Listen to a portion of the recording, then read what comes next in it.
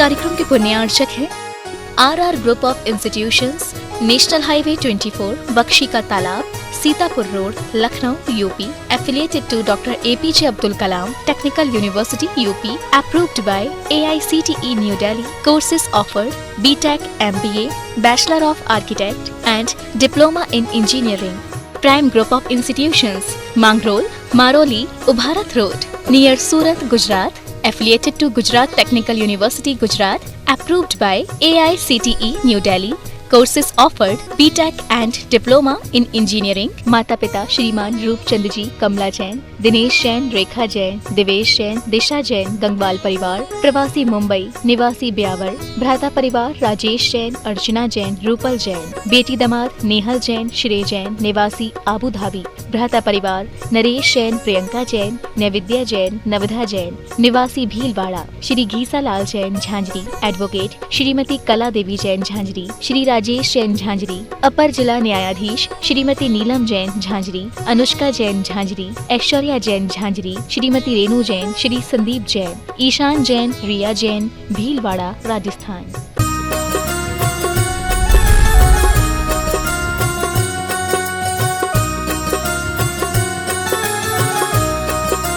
बोलिए विश्व वंदनीय देवादिदेव खज्जर श्री चंदा प्रभु भगवान की जय जय जय। बोलिए परम पूज्य श्रमण संस्कृति उन्नायक आचार्य भगवंत गुरुवर्ष 108 विद्यासागर जी महाराज की जय जय जय। बोलिए परम पूज्य गुणायतन प्रणेता संका समाधान प्रवर्तक भावना योग प्रवर्तक प्रखर वक्ता मुनिवर्ष 108 प्रमाण सागर जी महाराज की जय जय जय। बोलिए परम पूज्य मुनिवर्ष 108 अरह सागर जी महाराज की जय जय जय। सत्य और संस्कृति का सजा ये भव्य वेतान, कदम मिलाकर बढ़ चले धर्म और विज्ञान। बंधुओं, शाश्वत तीर्थराज सम्मेद शिखर की इस पावन तलहटी पर स्थित विश्व का एक ऐसा अनूठा कीर्तिमान जिसके माध्यम से आने वाले समय में निश्चित ही युग युगांतर तक जन शासन की पताका लहराएगी।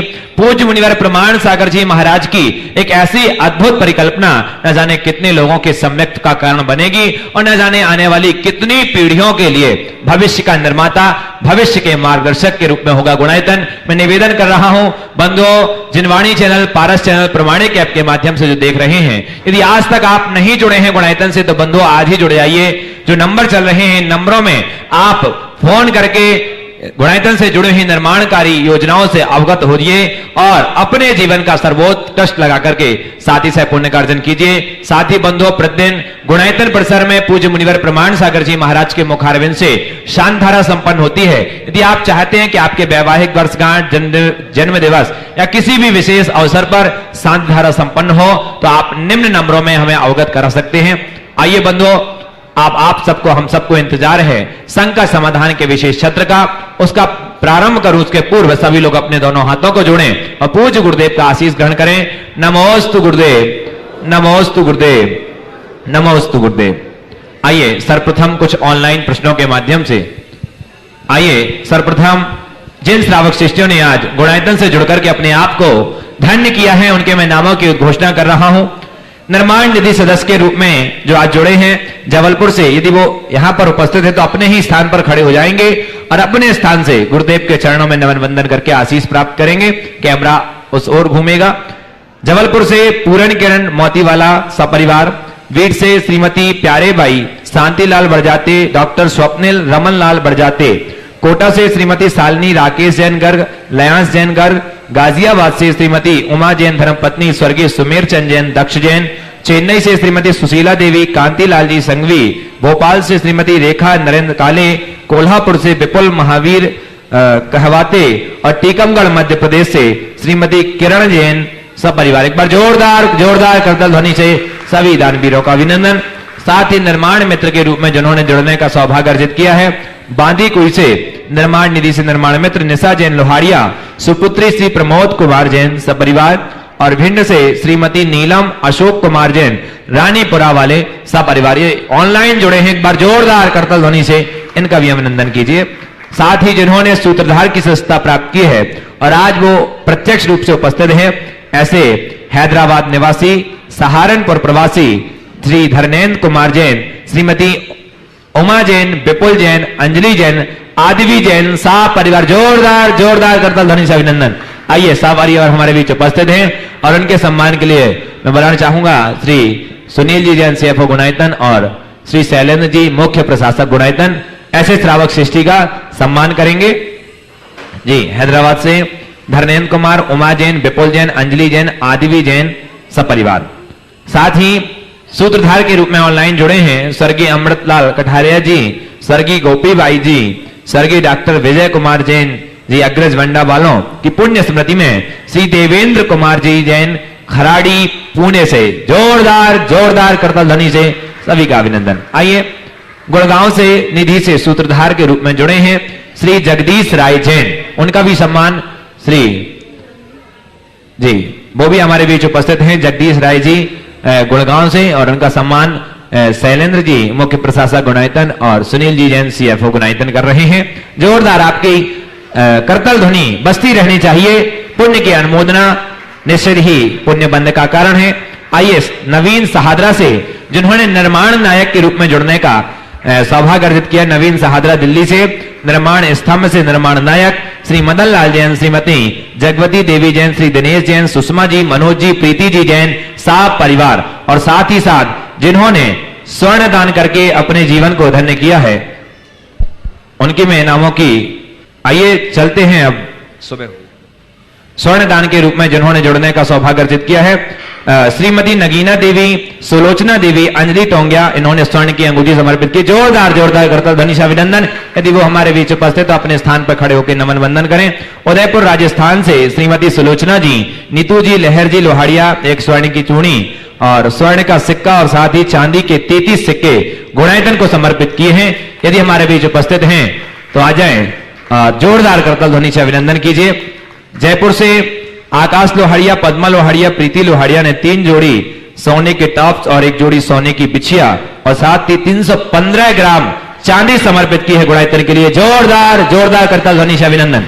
यदि उपस्थित हैं तो वो आए और इनका सम्मान शकुन दीदी सागर करेंगी।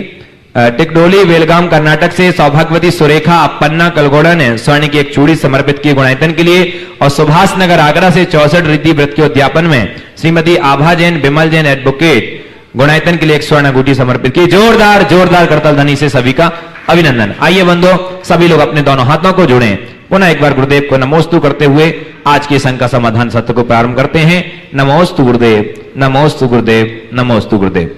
आइए कुछ ऑनलाइन प्रश्नों के माध्यम से प्रारंभ करेंगे। पहला प्रश्न कटनी मध्य प्रदेश से सुरभि सतीश जी पाटन परिवार पूछ रहे हैं। मुनिश्री के चरणों में बारंबार नमोस्तु। मुनिश्री जी, हम हाथ के गैजेट को वायरस से बचाने के लिए एंटीवायरस की व्यवस्था करते हैं। हमारे दिमाग में वायरस ना घुसे इसके लिए कोई एंटीवायरस है क्या? कृपया समाधान कीजिए। बहुत अच्छी बात पूछी है। अपने गैजेट्स को सुरक्षित रखने के लिए एंटीवायरस का प्रयोग आप नित्य करते हैं। दिमाग में वायरस न घुसे उसके लिए हम क्या करें? हमारे जितने भी धर्म की आराधना है वह अपने दिमाग को वायरस से बचाने का ही एक श्रेष्ठ माध्यम है। फिर भी अगर आपको अपने दिमाग से वायरस को पूरी तरह बचाना है और सबसे सरलतम युक्ति अगर अपने लिए चाहते हो तो कुछ मत करो, केवल अपनी सोच को सकारात्मकता से जोड़ दो। जिसकी सोच सकारात्मक होती है उसके दिमाग में विकृति का कोई वायरस नहीं जुड़ता और जिसकी सोच नकारात्मक होती है उसके अंदर विकृतियां भरी रहती हैं। इसलिए सकारात्मक सोच रखें। उसके बावजूद यदि कोई वायरस आ जाए तो अपनी निंदा ग्रह करें और प्रतिक्रमण से उसको क्लीन कर दें। अगर हमने प्रतिक्रमण की प्रवृत्ति को अपना लिया तो हम अपने आप को बहुत सुरक्षित बचा के चल सकते हैं। द्वितीय प्रश्न बाकल से संजय सीमा मोदी जी पूछ रहे हैं। नमोस्तु गुरुदेव। गुरुदेव, किसी शायर ने कहा कि झरनों से इतना मधुर संगीत कभी सुनाई न देता अगर राहों में उनके पत्थर न होते। तो गुरुदेव, मेरी शंका यह है कि राह में आने वाले पत्थर क्या सच में इतने अनमोल होते हैं जबकि दैनिक जीवन में उन्हें बुरी नजर से देखा जाता है? हमें उनके साथ कैसा व्यवहार करना चाहिए? ही इससे मिलता जुलता सवाल दूसरे तरीके से पूछा गया था कि नदी में पड़े पत्थर ये सोचते हैं कि नदी की धार हमें फोड़ रही है, और नदी सोचती है कि ये पत्थर मेरे रास्ते को रोक रहे हैं। जो उत्तर कल के संदर्भ में मैंने दिया था, आज के प्रश्न में उसी को दूसरे रूप में प्रस्तुत करता हूँ। और मैं ये कहूँगा कि पत्थर को सदैव ये सोचना चाहिए, जैसा मैंने कल भी कहा था, नदी की धार मुझे तोड़ नहीं रही, मुझे नया आकार दे रही है। अभी तक तो मैं पत्थर था, कल भगवान की मूर्त के रूप में पूछ सकता हूँ। और दूसरी तरफ नदी ये जो सोचती है कि ये मेरे रास्ते को रोक रहा है, लेकिन नहीं, सच्चे अर्थों में उस पत्थर से ही उसमें प्रवाह प्रकट होता है, जो झरने के अंदर का संगीत है। यदि पत्थर नहीं होते तो कुछ नहीं होता। ये बात बहुत सीखने की है। यदि हमारी सोच सकारात्मक बने तो हम अपने जीवन में आने वाले हर अवरोध को अपने लिए एक अवसर के रूप में देख सकते हैं। रास्ते में आने वाले अवरोध को यदि हम अवसर के रूप में देखना शुरू करें तो हम अपने जीवन में बखूबी कामयाबी हासिल कर सकेंगे। जयपुर से सुश्री साक्षी सोनी पूछ रही, नमोस्तु गुरुदेव। गुरुदेव, मेरा प्रश्न यह है कि कुछ दिन पहले प्रवचन में कहा था कि मेंटली टॉर्चर होने के कारण व्यक्ति एडजस्ट नहीं हो पाता है और कुढ़ता रहता है। ऐसे में गुरुदेव, एक व्यक्ति अपने अंदर ऐसी क्षमता कैसे विकसित करे ताकि मेंटली टॉर्चर होने के बाद भी वो एडजस्ट हो सके और कुढ़ने से बचे? कृपया शंका का समाधान कीजिए।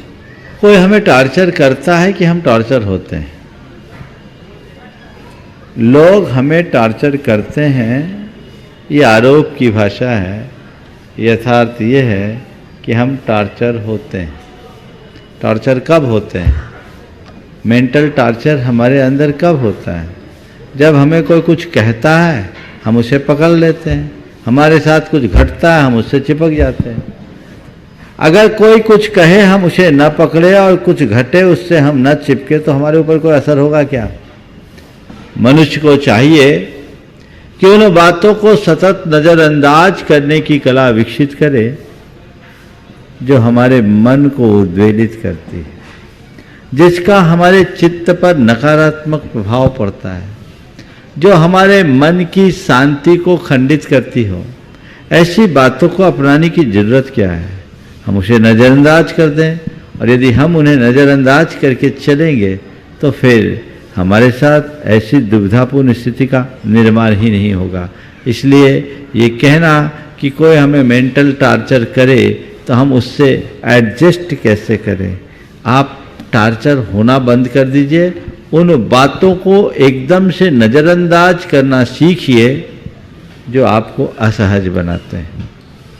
एक प्रश्न लगातार कई दिनों से आ रहा था, गुरुदेव रख रहा हूं आपके सामने। राजवीर जैन गंगवाल कोटा से पूछ रहे हैं, गुरुदेव के चरणों में नमोस्तु। गुरुदेव, सच को सामने लाना भी क्या गुनाह है? देश के किसी भी मंदिर में बहुत सारे ऐसे मैटर रोजाना होते जहां वहां के पदाधिकारी मानने को तैयार नहीं होते।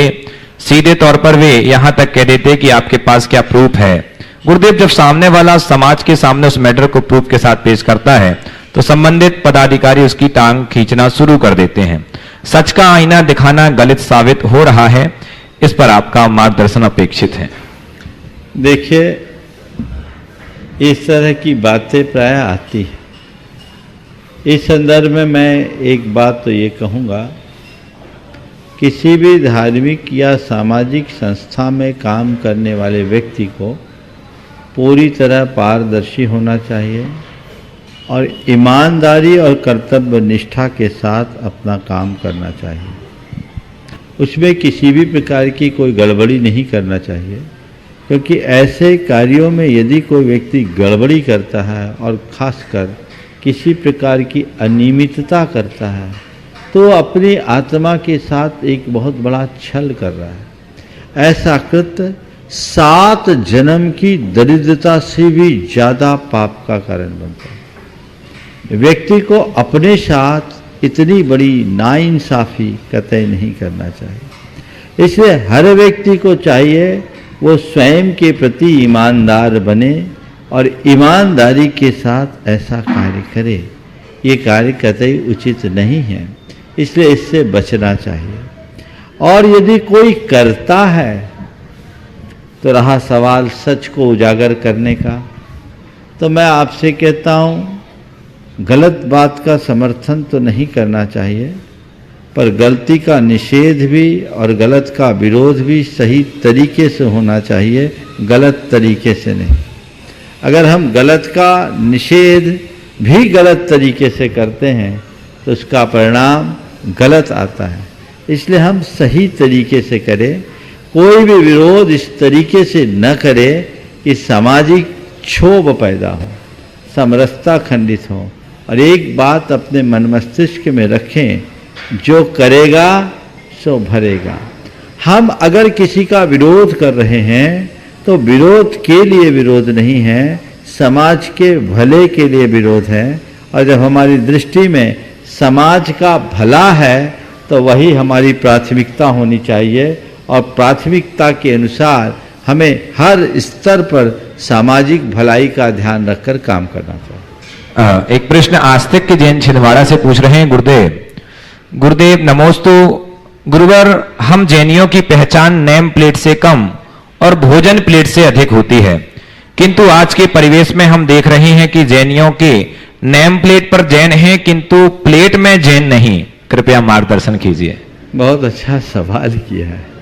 आज जैनियों की पहचान नेम प्लेट से कम, भोजन के प्लेट से ज़्यादा होती ही नहीं। इसे थोड़ा मैं और रेक्टिफाई करता हूँ। जैनियों की पहचान नेम प्लेट से नहीं, उनकी भोजन प्लेट से होती है। पर आजकल जैनियों के प्लेट में जैन नहीं है। क्या लास्ट में बोला उन्होंने? आज जैनियों की नेम प्लेट पर तो जैन है किंतु प्लेट में जैन नहीं। हाँ, बात बहुत गहरी है और समझने की है। हमारी पहचान का आधार हमारा खान पान है। अगर खान पान की शुद्धि है तभी तक जैन धर्म है। तो तुम्हारे भोजन के प्लेट में क्या है, ये तुम्हारी पहचान बताता है। हर व्यक्ति को चाहिए कि अगर तुम्हारे नाम के साथ जैन लगा है तो तुम्हारी थाली में वो जैनत्व दिखना चाहिए। ये जैनियों के अपने खान पान की शुद्धि के प्रति रखी जाने वाली दृढ़ता का ही उदाहरण है कि आज सब जगह जैन फूड के रूप में अलग अलग हर सर्विसेज में चीज़ें उपलब्ध होती। 5 स्टार होटल्स में भी उपलब्धता है। लेकिन आप ही अपनी गरिमा को खो दोगे, अपनी पहचान को खंडित कर दोगे, तो आपको कुछ भी हासिल होने वाला नहीं। इसलिए हर व्यक्ति की जिम्मेदारी होती है। यदि तुम अपने नाम के आगे जैन लिखते हो तो तुम्हारी ये जवाबदारी है कि तुम्हारे खान पान में भी वो जैनत्व दिखे। जैसे आप अपनी फर्म की गुडविल को कभी खराब करना नहीं चाहते। चाहते हैं क्या? नहीं चाहते ना? तो मैं आपसे कहता हूँ, दुनिया में आज जितनी भी बड़ी फर्में हुई होगी, बड़ी से बड़ी 100, 150, 200 वर्ष से पुरानी कोई फर्म शायद नहीं होगी। मुझे नहीं मालूम सबसे पुरानी फर्म कितनी है, पर मेरा ऐसा अनुमान है 150, 200, बहुत से बहुत 250 वर्ष होंगे। और क्या होगा, जो भी होगा उसका एक्चुअल आप लोग पता करना। तुम उस फर्म की गुडविल को बनाए रखने के लिए 24 घंटे तत्पर रहते हो। हमारे तीर्थंकरों की परंपरा में भगवान महावीर की ये 2500 वर्ष पुरानी फर्म की गुडविल को तुम क्यों भूल रहे हो? इसको संभालना किसकी जवाबदेही है? ये गुडविल तुम्हारे अंदर होना चाहिए। इस गुडविल के प्रति तुम्हारी जागरूकता होनी चाहिए। और गुडविल के प्रति जागरूकता तभी होगी जब तुम्हारे मन में अपनी परंपरा के प्रति ग्रेटिट्यूड का भाव होगा, कृतज्ञता का भाव हो तुम्हारे हृदय में। मैं उस परंपरा में जन्मा हूं जिस परंपरा में शुद्ध आचार्य की परिपाटी रही है, और मेरे ऊपर मेरे पूर्वजों का ऋण है, उन्होंने मुझे संस्कार दिया है, तो वो संस्कार मेरे जीवन में जीवंत रहने चाहिए ताकि मैं अपने आने वाली पीढ़ियों तक उन्हें पहुंचा सकूं। ये जवाबदारी तुम्हारी होनी चाहिए। तब कहीं जाकर कुछ अच्छा हम कर सकेंगे। आजकल ये बहुत सही बात कह रहे हैं कि ना नेम प्लेट में जैन है पर भोजन की प्लेट से जैन गायब है। ये एक बहुत बड़ा प्रश्न चिन्ह खड़ा है। गंभीरता से लोगों को सोचना चाहिए। जैनत्व को स्थापित बनाए रखने की जिम्मेदारी हर जैन की है और उसे पूरी प्राथमिकता के साथ ये कार्य करना चाहिए। अंतिम ऑनलाइन प्रश्न, उसके बाद प्रत्यक्ष रूप से जो उपस्थित प्रश्नकर्ता उन्नति जैन बंडा सागर मध्य प्रदेश से पूछ रही हैं। गुरुदेव, मेरा प्रश्न ये है कि सही निर्णय कैसे लें कि जिससे कि मन में यह ख्याल ना आए कि यह कर लेते या वह कर लेते तो अच्छा होता, मतलब निर्णय पर अटल कैसे रहें? देखिए, सवाल अक्सर आता है, प्राय हर हफ्ता में घूम फिर के एक बार आ ही जाता है। आज से कुछ दिन पहले भी मैंने इस पर विस्तार से चर्चा की। अभी मैं इस पर ज़्यादा चर्चा नहीं करूँगा, पर मैं एक ही बात कहूँगा, जब भी मन में दुविधा खड़ी होती है तो अपनी उस दुविधा को दूर करने के लिए आंखें बंद करो, भगवान का स्मरण करो, अपने इष्ट का स्मरण करो और जो हो अपना निर्णय ले डालो, काम हो जाएगा। हालांकि मैंने इस पर काफ़ी विस्तार से आज से लगभग एक सप्ताह पूर्व ही ये बात कही है। आप पुराने रिकॉर्डिंग को सुन सकते हैं। जी, हमारे बीच में पंडित सनत जी, विनोद जी रजवास वाले उपस्थित हैं। वो आए और मंच में अपना स्थान ग्रहण करेंगे। प्रतिष्ठाचार्य सनत जी हैं। और आइए अब हम प्रत्यक्ष प्रश्न से जुड़ते हैं। प्रथम प्रश्न के लिए मैं बुला रहा हूं डॉक्टर ऋचा जैन, जो राष्ट्रीय उपाध्यक्ष हैं श्री दिगंबर जैन महासमिति की। वो तैयार हैं और उसके बाद तैयार रहेंगी अस्मिता पहाड़े औरंगाबाद। सर्वप्रथम गुरुदेव के चरणों में मैं त्रिबार नमोस्तु करती हूँ। जयकारा गुरुदेव का। और आज गुरुदेव, सबसे पहले तो मैं ये बोलना चाहूँगी कि टीवी पे जब बात आती है तो लोग करोड़पति देखना पसंद करते हैं, पर ये मानती हूँ कि आप जब जैन समाज की बात आती है तो सबसे पहले पूरे विश्व में आपका संघ का समाधान देखा जाता है। तो इसके बाद गुरुदेव, सबसे पहले मैं श्री दिगंबर जैन महासमिति की सभी राष्ट्रीय कार्यकारिणी, नागपुर समाज डॉक्टर मनीन जैन की तरफ से भी आपके चरणों में त्रिवार नमोस्तु करती हूँ। गुरुदेव, एक बहुत बड़ा मेरे मन में विकल्प है और जिस विकल्प का समाधान ढूंढने में आपके पास आई हूँ। श्री दिगंबर जैन महासमिति लगभग 15 प्रांतों में काम कर रही है, पर आज ये देखा जा रहा है कि जैन समाज के लोग, जैसे अभी आपने सरनेम की बात की गुरुदेव, ये सरनेम का विषय केवल सरनेम का नहीं है। आज यदि मैं मानूँ कि तो अल्पसंख्यक में हम सब आते हैं। पहले ये बोला जाता था कि संपूर्ण भारत में 45 करोड़ जैन समाज रहती थी, पर आज ये माना जाता है कि 0.45 में हमारी काउंटिंग आ गई है गुरुदेव। और अभी जैसे मैं महाराष्ट्र की बात करूं, केरल की बात करूं, कर्नाटक की बात करूं, तो पिछले माह ही लगभग 1.5 लाख लोगों ने जैन धर्म छोड़ के दूसरा धर्म अपनाया है। वैसे ही गुरुदेव, हम अल्पसंख्यक हैं और यदि जैसे आपने संथारा में एक प्रयास किया था, एक अलग जगाई थी, तो हम सब ने मिलके पूरे भारत में एक अलग चला दी थी और हम संथारा को जीत गए थे। गुरुदेव, अब वह समय है, यदि हम सब वैसे ही अल्पसंख्यक हैं और यदि इस तरह से हम और अल्पसंख्यक होते चले जाएंगे और जैन समाज के लोग बाहर चले जाएंगे तो हमारी संख्या कितनी बचेगी। दूसरी बात, यदि हम दूसरा पहलू देखने की कोशिश करते हैं तो दूसरा पहलू यह है कि यदि कोई नियम लेके जैन बन जाता है और वो जैन समाज अपने आगे लिखाना चाहता है, तो हमारे समाज में ऐसा कोई प्रावधान ही नहीं है कि हम उनको जैन की सुकृति दें। तो अब आप मुझे ये मार्गदर्शन करें कि ये दोनों विषय पे हम कार्य कैसे कर सकते हैं। देखिए, आपने एक गंभीर सामाजिक विषय को यहाँ उपस्थित किया। जहाँ तक आपकी चिंता जैन परंपरा की अक्षुण्णता को लेकर है और जैनियों की घटती हुई संख्या को लेकर है, वो बिल्कुल जायज़ है और इसके लिए हमें सभी संभव उपाय करने चाहिए। लेकिन एक जो बात आपने अभी अपने वक्तव्य में कही कि कर्नाटक और केरल में 1.5 लाख जैन परिवार जैन धर्म का त्याग कर दिए पिछले साल, ये बात मेरी जानकारी के अनुसार व्हाट्सएप के द्वारा फैलाया गया भ्रम है। ये यथार्थ नहीं है। हमें पहले इसकी सत्यता को पहचानना चाहिए और तभी इस तरह की बातों को सार्वजनिक रूप से रखना चाहिए। चूँकि आप एक जैन समाज की प्रतिष्ठित संस्था की जिम्मेदार पदाधिकारी हो, इसलिए आपके द्वारा और वो भी शंका समाधान के मंच पर इस बात को रखना बड़ा मायना रखता है। गुरुदेव, उन सब की लिस्ट भी है। बिल्कुल, मैं चाहूँगा मैं चाहूँगा ये बात केवल व्हाट्सएप पे नहीं है, हमारे पास ये बात पर्सनल भी आई है। मैं बताता हूँ, ये चीज़ें मेरे पास पहले भी खबर आई थी और कर्नाटक को लेकर आई थी। मैंने उसका पता लगाया था, तो मुझे जो जानकारी मिली, हालांकि ये इस मंच का विषय नहीं है, मुझे जानकारी मिली ये बात यथार्थ नहीं है। जहाँ तक केरल में जैनों की संख्या का सवाल है, केरल में एक लंबे अंतर से जैनों का लगभग अभाव जैसा रहा है। केरल के स्थानीय जैन लोग आज जैन नहीं रहे, पहले कभी रहे। पर यह बात सच है कि जैनियों का कन्वर्जन बहुत तेजी से हुआ है और ये एक दिन में नहीं हुआ, ये कई शताब्दियों में हुआ है। हमें उसे रोकना चाहिए। पर जो बात आपने अभी कही वो बहुत गंभीर और खटकने वाली है, इसकी पड़ताल अभी और होनी चाहिए।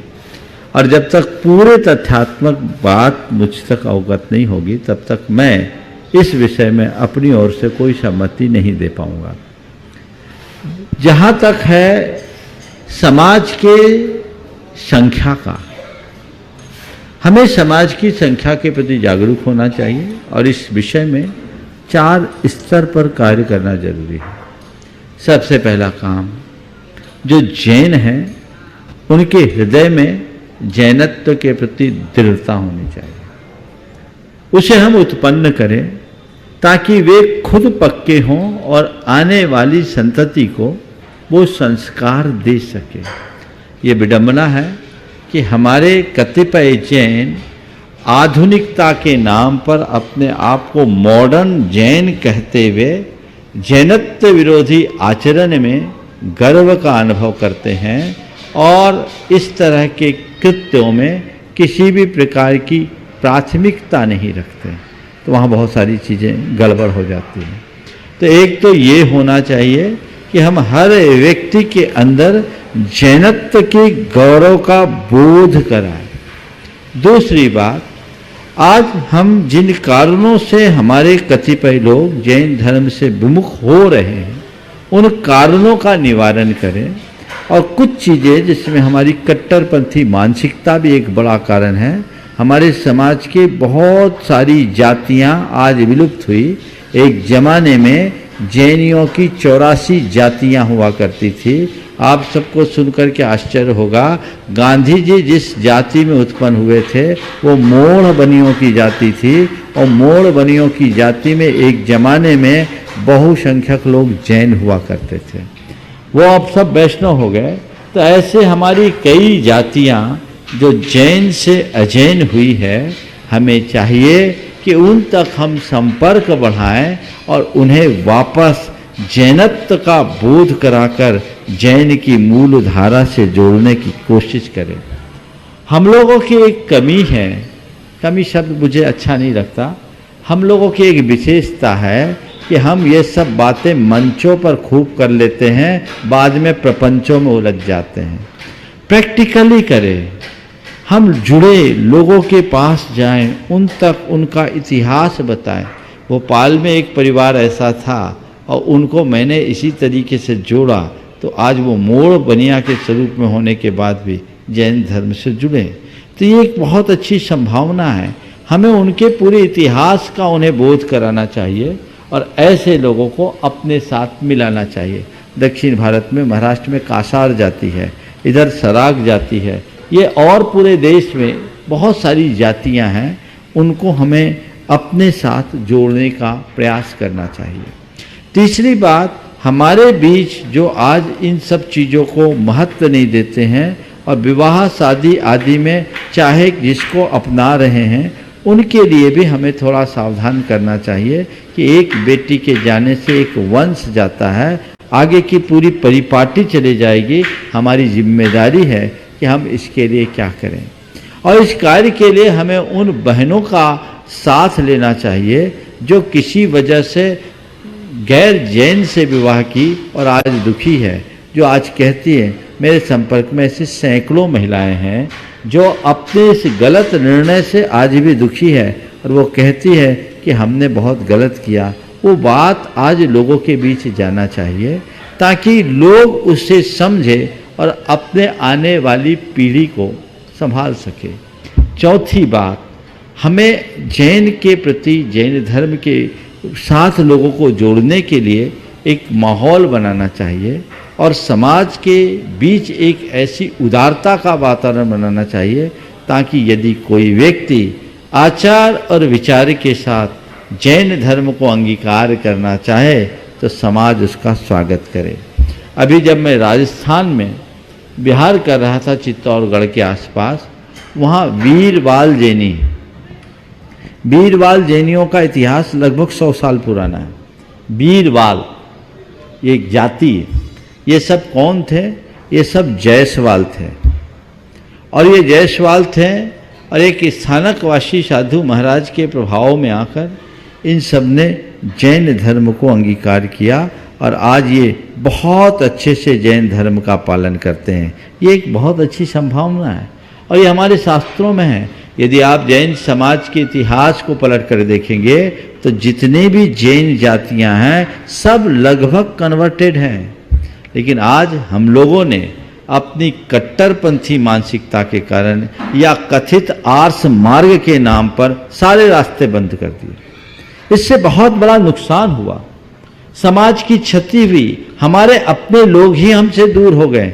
हमें उन सब को रोकना चाहिए और एक नई संभावना तलाशनी चाहिए।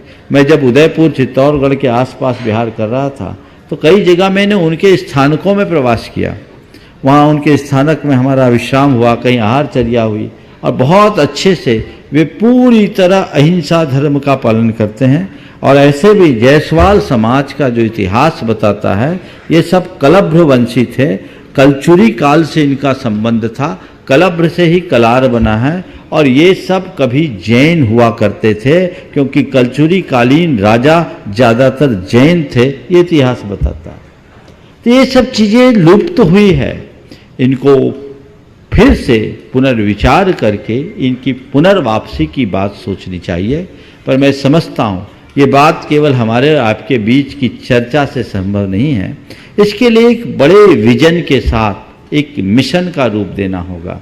और चूंकि ये सब बातें मेरे ज्यूरिडिक्शन से बाहर हैं, मेरी अपनी मर्यादाएं, ये आचार्यों का काम है, हम लोग तो उनकी बातों को आगे बढ़ाने वाले हैं। इसे शीर्ष स्तर पर सोचना चाहिए और इसके लिए कोई रास्ता निकालना चाहिए। मैंने गुरुदेव से भी इस बार नेमावर के प्रवास में इस विषय पर अपनी चिंता प्रकट की थी। उन्होंने मुझे कुछ रास्ता और निर्देश भी दिया, मैं उसके ऊपर चल रहा हूँ। लेकिन हमें आज बहुत बड़ी ज़रूरत है इस प्रकार के वातावरण बनाने की, क्योंकि आज की तारीख में जैन धर्म में इतना अच्छा पोटेंशियल है कि इसे हम जन धर्म बना सकते हैं। लेकिन हमें अपनी संकीर्णताओं को त्यागना होगा, इसे व्यापक पटल पर देखना होगा। लेकिन क्या करें, समाज का हाजमा भी खराब है। यदि अभी कुछ थोड़ा हो गया तो लोग हल्ला मचाना शुरू करेंगे। तो एक वातावरण बनाने की जरूरत है। लेकिन ये बात बिल्कुल सत्य है, समय रहते हम नहीं चेते तो सब कुछ खो जाएगा, खो जाएगा। हम 40 करोड़ से अगर 44 लाख होते हैं तो 44 लाख से 44,000 होने में कितने साल लगेंगे? आने वाले 50 वर्षों बाद पता नहीं हमारा क्या होगा। फिर हमारी परंपराएं, हमारी संस्कृति, फिर हमारा धर्म, ये कहाँ जाएगा? ये जवाबदेही प्रत्येक व्यक्ति की है और इस पर गंभीरता से विचार होना चाहिए। और मैं तो कहता हूं आज हर जैनी को सबसे पहले इन्हीं बिंदुओं पर विचार करके रास्ता निकालना चाहिए। अस्मिता पहाड़े है औरंगाबाद से, और उसके बाद तैयार रहेंगे संतोष सेठी, ललिता सेठी, कोलकाता। नमोस्तु गुरुदेव, नमोस्तु गुरुदेव, नमोस्तु गुरुदेव। मेरा सवाल यह है कि जैन धर्म के अनुसार श्रावक का आहार किस प्रकार होना चाहिए? श्रावक ने मुंह अपना बार बार झूठा नहीं करना चाहिए, तो इसका आधार क्या है? क्योंकि आजकल के डॉक्टर्स तो ये कहते हैं कि हर 2 घंटे में खाओ और थोड़ा थोड़ा खाओ, तो सही क्या है? कृपया मार्गदर्शन किसी भी जैन शास्त्र में ऐसा नहीं लिखा कि श्रावक को बार बार मुंह जूठा नहीं करना चाहिए। मैं बहुत गहरी बात कह रहा हूं, तो सुनिए। किसी भी जैन शास्त्र में ऐसा नहीं लिखा कि श्रावक को बार बार मुंह जूठा नहीं करना चाहिए। शास्त्रों में ये जरूर लिखा है कि श्रावक को खान पान में संयम रखना चाहिए और खाने के बाद मुख शुद्धि करना चाहिए। अब कई बार लोग कहते हैं कि इसने प्रतिमा ले लिया तो इसे 1 बार ही खाना, इसे 2 बार ही खाना। ऐसा नहीं। सूर्योदय के 2 घड़ी बाद और सूर्यास्त के 2 घड़ी पहले और दोपहर में संधि काल छोड़कर तुम्हें जितनी बार खाना है खा सकते हो, जितनी बार पीना है पी सकते हो, आज़ादी है। और प्रतिमा ले सकते हो। सूर्योदय से 2 घड़ी बाद और सूर्यास्त से 2 घड़ी पहले जितनी बार खाना पीना खा लो, कोई मनाही नहीं है। समझ गए? हाँ, लेकिन जब एक श्रावक साधक अवस्था में पहुंच जाता है तो फिर उसकी दृष्टि साधना पर है। हम तो उपवास भी करते हैं, करते कि नहीं करते हैं? अष्टमी चतुर्दशी को ज़्यादातर उपवास करते हैं। तो जब हमें अब साधक अवस्था में हम पहुंच गए, हमें आगे बढ़ना है, तो उस समय खुद अपनी रुचि से अपनी साधना को प्रखर बनाता है। तो साधना को प्रखर बनाने के लिए बार बार मुंह जूठे करने की आदत बंद करो, बार बार खाने पीने की आदत बंद करो, अपनी शरीर की रिक्वायरमेंट को धीरे धीरे रिड्यूस करते हुए उसको कम करो, अपना इंद्रिय जय करो, भूख पर विजय प्राप्त करो और अभ्यास ऐसा बनाओ 1 बार भोजन पानी करके भी रह लो। ये एक साधना है, ये विधान नहीं। मैं पुनः दोहरा रहा हूं, 7 प्रतिमा तक तुम जितनी बार खाना चाहो खाने की छूट है, जितनी बार पीना चाहो पीने की छूट है, बस रात में नहीं होना है। समझ गए? अब बोलो क्या हर्जा है? अब रहा सवाल डॉक्टरों का। समझ गए? तो डॉक्टरों के हिसाब से चलोगे तो जिंदगी भर बीमार बने रहोगे। एक बार एक डॉक्टर ने मुझसे कहा, महाराज आप लोग सब कुछ छोड़ देते हो इसलिए बीमार रहते हो। आप लोग सब कुछ छोड़ देते हो इसलिए बीमार रहते हो। मैंने कहा ठीक कहते हो, शायद अस्पताल हम ही लोगों से भरा है, हम ही लोगों के लिए बना है। मैंने उनसे कहा ये बताओ, भूख से मरने वालों की संख्या नगण्य है और खा पी करके मरने वालों से अस्पताल अटे पड़े। इसलिए सोच को बदलनी होगी। आज किसी मेडिकल साइंस वाले से पूछो कि 1 बार भोजन पानी रह गए तो कहेगा तो बहुत बेकार है, मेडिकल के हिसाब से नहीं है। पर इतना बड़ा प्रयोग हजारों वर्षों से मुनियों के रूप में आप देख रहे हैं, क्या ये गलत है? बोलो।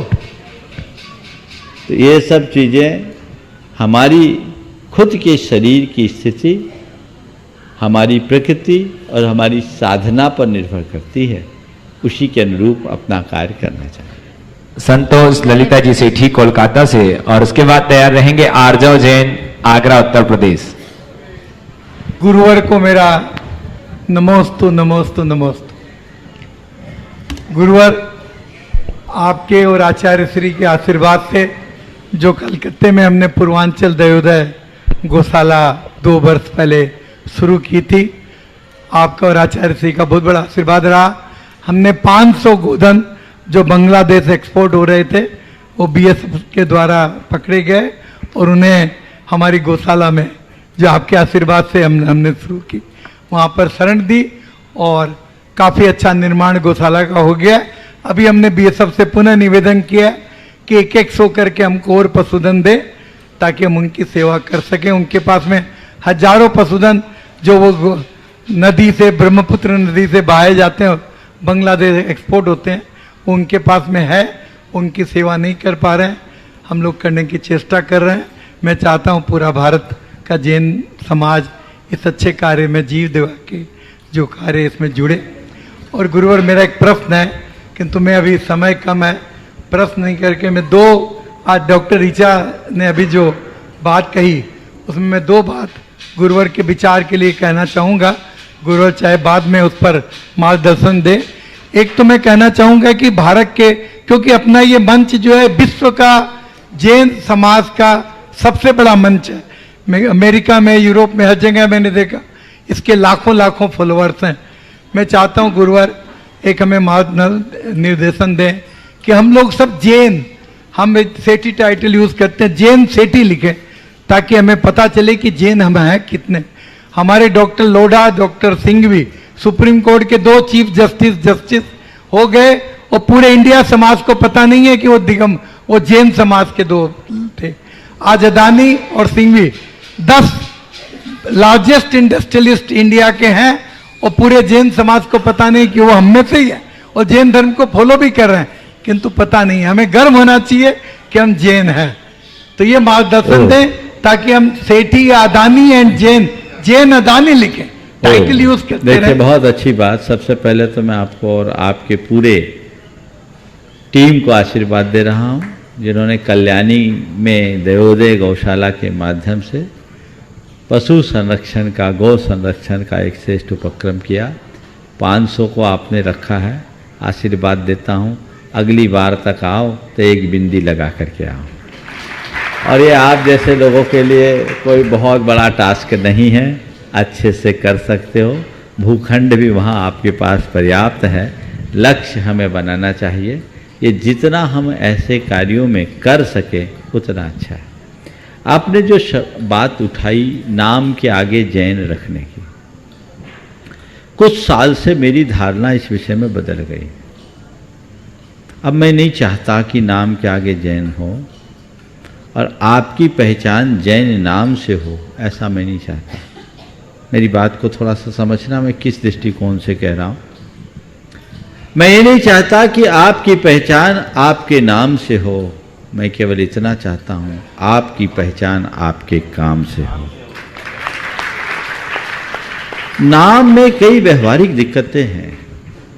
खासकर मैं उन तमाम युवकों से कहना चाहता हूं, युवतियों से कहना चाहता हूं, जिनकी इच्छा सिविल सर्विसेज में या किसी प्रतियोगी परीक्षा में जाना है की है, वे अपने नाम के आगे से जैन हटा दे, क्योंकि वो जैन उनके लिए बाधा बनते हैं। जब एक साथ दिखते इतने जैन निकल गए, इतने जैन निकल गए, इतने जैन निकल गए ना, तो वहाँ जो इंटरव्यू में बैठता है ना, उसका चश्मा बदल जाता है और उसे बहुत दिक्कत होती है। मेरे संपर्क में कई अधिकारी हैं, वो कहते हैं कि महाराज जी हमारे साथ ये जब जैन लगता है तो कई बार बड़ी दिक्कतें आती हैं। हम जैन का काम करना चाहें तो भी दिक्कत होती है कि जैन का काम। और कुछ अधिकारी ऐसे हैं जिनके नाम के आगे जैन नहीं है और लोगों का वो काम इतना अच्छे से कर लेते हैं तो उनको लगता है आज अच्छा है कि मेरे नाम के आगे जैन नहीं है। तो एक पहलू ये भी है, आज से 5 साल 4 साल पहले तक मैं भी कहता था नाम में जैन लिखो, जैन लिखो, जैन लिखो। लेकिन जब मैंने देखा कि ऐसा होता है, एक युवक जो यूपीएससी में गया, जो अपने जीवन में 19 गोल्ड मेडल लिया, पर 3 बार यूपीएससी के इंटरव्यू में गया, 3 बार फर्स्ट अटेम्प्ट से इंटरव्यू तक गया और तीनों बार एक ही बोर्ड पढ़ा। अब नाम नहीं ले रहा हूं जिसकी बोर्ड पढ़ी, और उसे 120 मार्क्स से ज्यादा मिले नहीं। अभी इंडियन रेलवे सर्विस में हूं, आईएएस नहीं बन पाया। बोला अगर मेरे नाम के आगे जैन नहीं होता ना तो शायद मैं बन जाता, क्योंकि वो व्यक्ति शुरू से जो जिस बोर्ड में हो गया उसके मन में जैनों के प्रति कोई ऐसी धारणा रही होगी, उसका वो शिकार हो गया। जो व्यक्ति अपने जीवन में कभी विफल नहीं हुआ, 19 गोल्ड मेडल लेने वाला व्यक्ति, डॉक्टर, मेडिकल में टॉपर, उस व्यक्ति को मैंने ही कहा था तो सिविल सर्विसेज में गया। उसको ऐसी दिक्कत हुई, ऐसे एक के साथ नहीं अनेक के साथ है। इसलिए संतोष जी, अब नाम से हमारी पहचान नहीं, काम से हमारी पहचान होनी चाहिए। और पुनः मैं कह रहा हूं, खासकर उन युवक और युवतियों के लिए जिनको सिविल सर्विसेज में जाना है, अभी जैन लिखते हो ना, एक एफिडेविट दो और जैन हटाओ, अपना गोत्र लिखो। गोत्र लिखो, अगर उधर जाना है तो उसका एडवांटेज तुम्हें मिलेगा, क्योंकि हमें हर बातें समय काल के हिसाब से करनी चाहिए। तो अब मुझे नहीं लगता कि ये बहुत प्रासंगिक है, समझ गए? अच्छा है अदानी हो चाहे सिंघवी हो, पर जो लोग नाम के आगे जैन नहीं लिखते कम से कम काम तो कर ले, काम करते हैं। उनके हृदय में जैन होना चाहिए, वो बहुत अच्छा है, हम उन्हें परिचित कराएं। फिर दूसरी बात, हमारे पास बहुत सारे मंच हैं ऐसे लोगों का सामाजिक स्तर पर परिचय कराने का, हम उन माध्यमों का भी प्रयोग कर सकते हैं। आपको एक दूसरा उदाहरण दे रहे हैं। 2 वर्ष पहले मध्य प्रदेश सिविल सर्विसेज में एमपीपीएससी में 17 लोग सिलेक्ट हुए जैन। मीडिया में विषय बन गया क्योंकि उसका अधिकारी जैन था, छा गया 17 लोग सिलेक्ट हो गए। कैसे हो गए? जैन के कारण सिलेक्ट हुए, जैन के कारण सिलेक्ट हुए, जैन के कारण। वो अधिकारी भी अपने से जुड़ा हुआ, वो एग्जाम कंट्रोलर जैन था, समझ गए? और 17 सिलेक्ट हुए, अपने मेरिट से हुए। तो लोगों को ये तो नहीं दिखता कि ये मेरिट से हुए, हालांकि कुछ नहीं, शासन ने सब चीजें समझा, सब क्रिस्टल क्लियर था, लेकिन मीडिया को एक मसाला मिल गया।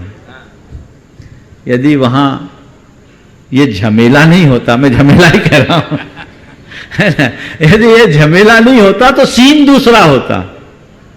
तो हमें हर बात को थोड़ा व्यापकता से देखना चाहिए। आर्जव जैन आगरा उत्तर प्रदेश से, उसके बाद तैयार रहेंगे राहुल जी सेठी राकेश पाटनी इंदौर मध्य प्रदेश। मुनिश्री के चरणों में त्रिबार नमोस्तु नमोस्तु नमोस्तु। महाराज श्री समस्त आगरा जैन समाज एवं समस्त आगरा जैन समाज एवं समस्त गोदा परिवार आगरा की ओर से आपके चरणों में पुनः त्रिबार नमोस्तु। महाराज श्री, इस शंका समाधान से हम जैसे युवाओं को एक ऐसा मंच मिला है जिसमें हम अपनी शंकाओं का समाधान कर सकते हैं, जो कि आपके द्वारा लॉजिकली और साइंटिफिक तरीके से, जो इतने बेहतरीन तरीके से जो आपके हमारी शंकाओं के समाधान किए जाते हैं, उसके लिए महाराज श्री एक बार पुनः आपके चरणों में नमोस्तु। महाराज श्री, मेरा प्रश्न यह है, मैं जैसे कि कई सारे सोशल एवं रिलीजियस ग्रुप से जुड़ा हुआ हूं, तो ऐसा देखा जाता है कि महाराज जी, अगर जो भी एक वॉलंटियर अपने तरीके से अगर किसी मंदिर के या समाज के किसी कार्य में कार्यरत रहता है, तो समाज के कुछ व्यक्तियों द्वारा उनकी सोच ये हो जाती है कि इसका कोई व्यक्तिगत लालच या लोभ है ऐसे समाज से, तब ये उस कार्य में कार्यरत हो रहा है। तो मुनिश्री, मैं ये चाहता हूं कि मैं इन सभी दूषित अपने भावों को बिना दूषित करे हुए और अपने हृदय में समता रखते हुए किस प्रकार से इन सब जो धारणाएं हैं लोगों की, उनसे दूर रह सकता हूं और अपने जो समाज के कार्यों में लगा हुआ हूं वो लगा रह सकता हूं।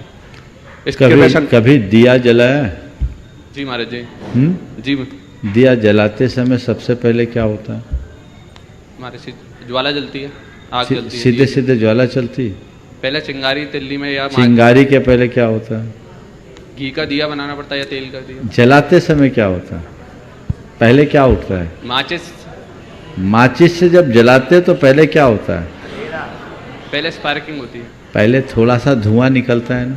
जी। धुआं निकलता है, फिर ज्योति जलती है। जी। समझ गए? जी। तो बिना धुआं उठे ज्योति नहीं जलती, समझ गए? हमारा ध्यान धुएं पर नहीं, ज्योति पे होना चाहिए। नमस्ते महाराज। समझ गए? ये स्वाभाविक प्रक्रिया है। जी। धुआं तो उठेगा, हम उसे कहां तक देखेंगे? ज्योति को देखो। नमस्ते जी। राहुल जी सेठी राकेश पाटनी इंदौर से, और उसके बाद तैयार रहेंगे सरोज जजानी साहब गुणायतन ट्रस्टी चंपापुर भागलपुर से। कश्मीर वाले बाबा की जय। गुरुदेव के चरणों में नमोस्तु नमोस्तु नमोस्तु। गुरुदेव, आपने सिद्धवरकुट में ऐसी प्रेरणा दी कि पहले साल 1250 लोगों को यात्रा लेकर आए थे हम शिखर जी, फिर लॉकडाउन लग गया, लेकिन लॉकडाउन में भी आपके आशीर्वाद से, आचार्य जी के आशीर्वाद से, क्योंकि आचार्य जी इंदौर में ही थे, हमने 2000 से अधिक परिवारों को ऑनलाइन सब में शिखर जी की वंदना करी, सभी युवक युवतियों ने मिलकर। अब फिर आपके सानिध्य में हम चाहते हैं एक बार फिर 26 जनवरी को हमें झंडारोहण जब करें तो आपका सानिध्य मिले। वापिस से हम 1250 लोगों को इंदौर से एक ट्रेन लेकर आ रहे हैं आपके आशीर्वाद से। दूसरा सवाल यह था महाराज जी, जब भी हम कोई अच्छा काम करने जाते हैं तो हमारे पीठ पीछे जो हमारे साथ रहते हैं वो दूर हो जाते हैं, ऐसा क्यों? मेरे साथ अब जब पहले कुछ बुजुर्ग लोग थे, बड़े लोग थे जिन्होंने पहली ट्रेन में साथ दिया था, आज स्थिति है कि हम सब युवा बचे हैं। बड़े लोग हमसे दूर हो गए, तो कुछ हमारी गलती होगी तो हम उनसे क्षमा मांग लेते इस मन से, लेकिन ऐसा क्यों? देखिए, सबसे पहली बात तो बहुत अच्छा है ट्रेन लेकर आ रहे हो। अब मैं यही कहूँगा, ट्रेन लाने का ये ट्रेंड निरंतर बढ़ता रहे, बढ़ता रहे, बढ़ता रहे।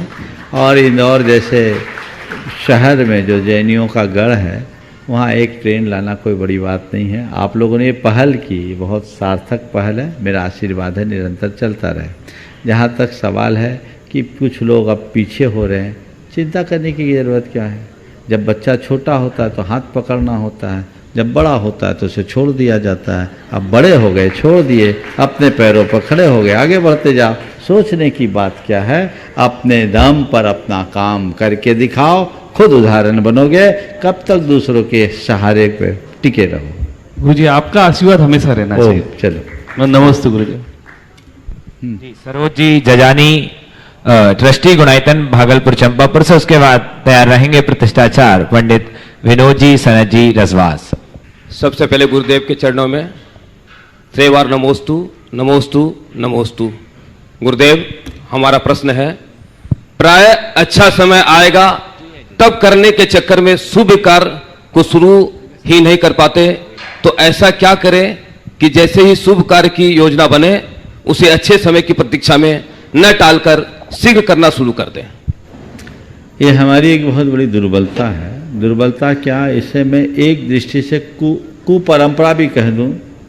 हो सकता है पंडित जी लोगों को बुरा लगे कि हम लोग अच्छा कार्य शुभ मुहूर्त में करते हैं और बुरा कार्य के लिए कोई मुहूर्त नहीं देखते, जबकि होना उल्टा चाहिए। बुरे कार्य के लिए मुहूर्त देखो, अच्छा कार्य के लिए क्या मुहूर्त देखना? जब काम अच्छा है तो काल भी अपने आप अच्छा हो जाएगा। लेकिन हमने एक परंपरा बना दी, अच्छा कार्य करना है तो शुभ मुहूर्त में करो ताकि उसका अच्छा परिणाम हो। तो ये जो मुहूर्त देखने की प्रवृत्ति हमारे दिमाग में है ना, वही हमको बहानेबाज बना देती है और वो टालती है, टालती है, टालती है। मैं आपसे कहूँगा एक वाक्य में,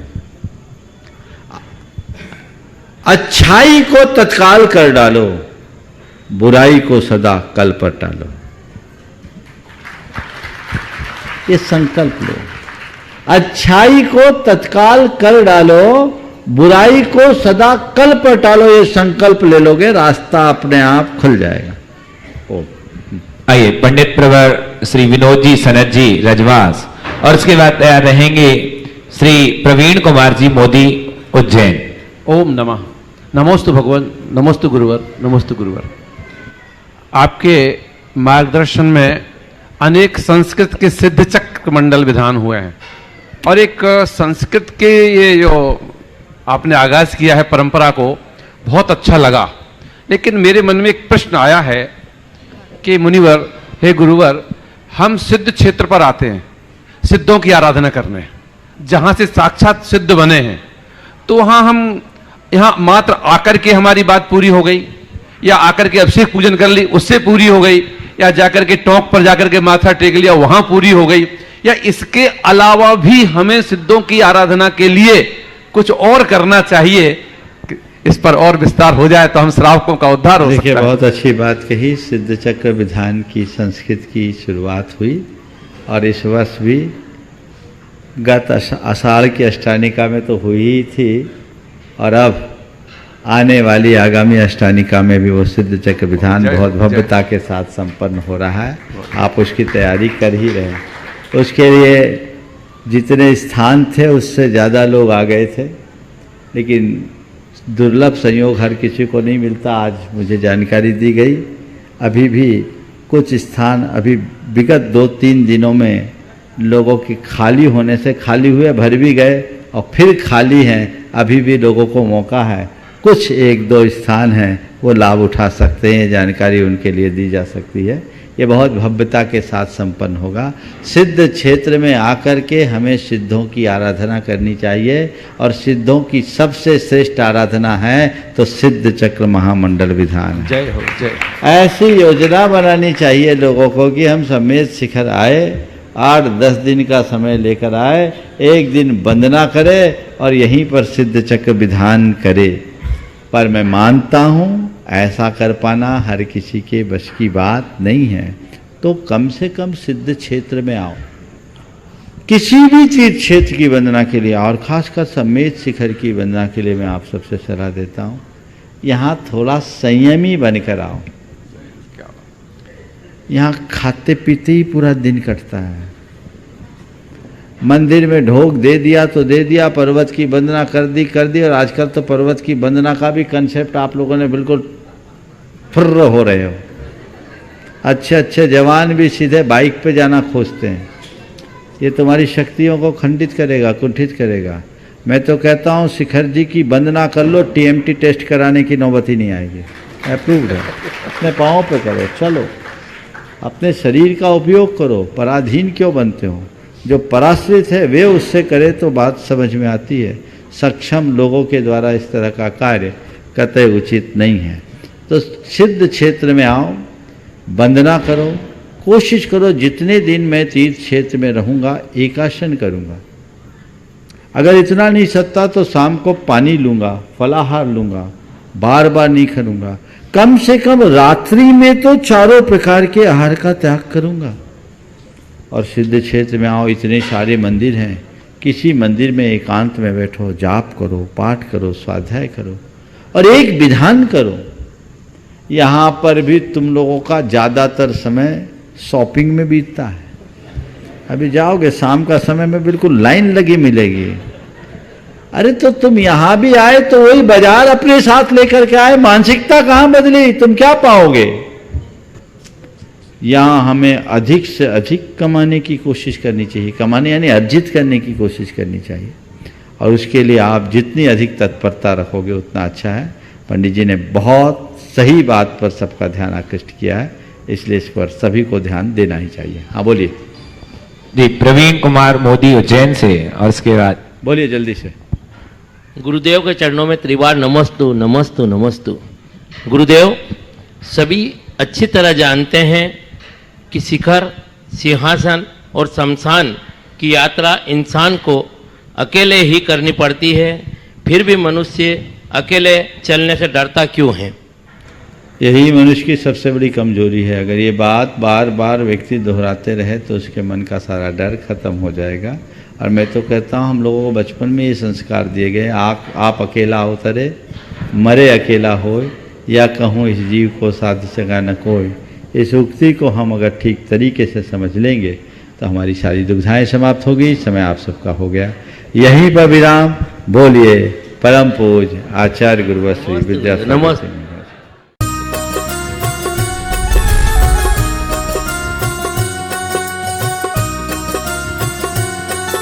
इस कार्यक्रम के पुण्यार्चक थे RR group of institutions, national highway 24, Bakshi ka Talab, Sitapur road, Lucknow, UP, affiliated to Dr. APJ Abdul Kalam Technical University, UP, approved by AICTE New Delhi. Courses offered: BTech, MBA, Bachelor of Architect and Diploma in Engineering.